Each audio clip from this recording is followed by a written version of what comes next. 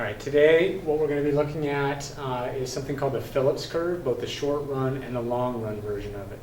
The Phillips curve is a curve attempting to show a relationship between the inflation rate and the unemployment rate. Right? And in general, okay, what we would believe is the higher the level of inflation, usually, at least in the past, up to a certain point of time, that's corresponded to a much lower level of unemployment. So you can see if you had an unemployment rate of a low level, you might have a much higher inflation rate. But as inflation comes down, that could be a problem. Okay? It could be a recessionary gap. You may have much higher levels of unemployment. That sort of theory held true for a long, long time.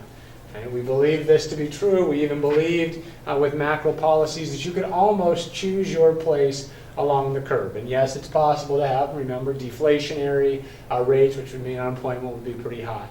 Right? Unfortunately for macroeconomic policy, but maybe better for our understanding of the overall economy, the 1970s had stagflation. We had high inflation and also high unemployment. And that brought us a new theory that suggests this relationship can be true in the short run, but maybe not necessarily in the long run. Right? And so in the long run, okay, what was sort of put forth that's been held true since then is we have a long-run Phillips curve that is vertical. Still have unemployment rate on the horizontal, inflation rate on the vertical, and that the long-run Phillips curve is essentially the long-run Phillips curve at full employment. So if you were operating at full employment in a short-run aggregate supply, aggregate demand, long-run aggregate supply curve, you'd be somewhere along this particular curve. If, however, you see a situation, okay, where maybe inflation is rising, you may see a situation that as inflation rises, we move along this curve, unemployment goes down, but as we see the situation that as inflation goes up, okay, and as people ask for higher wages, what will end up happening is as people ask for higher wages, we'll come back to long-run Phillips curve, which is now creating a new Phillips curve based on the new relationship between inflation and employment that was created with this movement.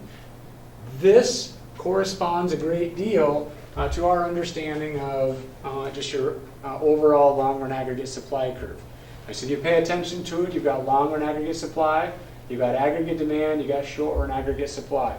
If you have a situation in which we see full employment, okay, you've got price level, you've got a case where this is your potential output and your actual output.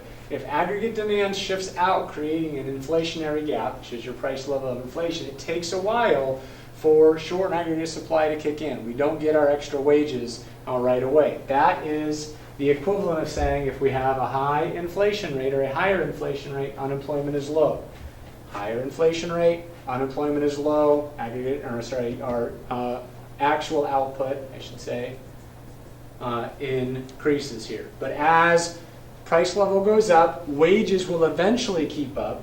That will eventually push short-run aggregate supply to the left, and we'll have a new full employment point. That is just what this is saying. There's a long-run Phillips curve. You've got a short-run Phillips curve. As we start getting into an inflationary gap, specifically caused by aggregate demand, but an inflationary gap, it takes a while for aggregate supply to catch up in the short run. But when it does, we come right back to full employment.